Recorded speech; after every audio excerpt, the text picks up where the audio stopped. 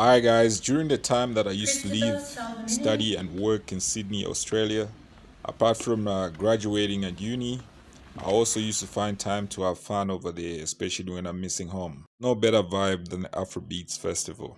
Organized by Emmanuel, Nick and the crew, the food was on point, the music was awesome, it was just a reminder of just being back home.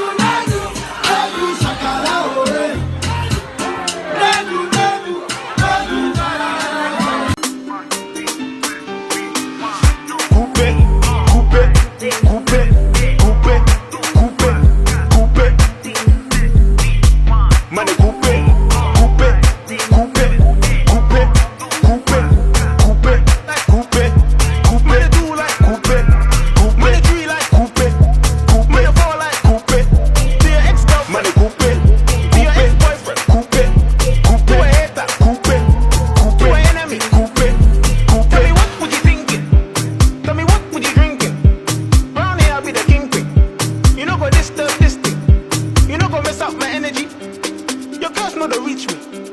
I just stand by God.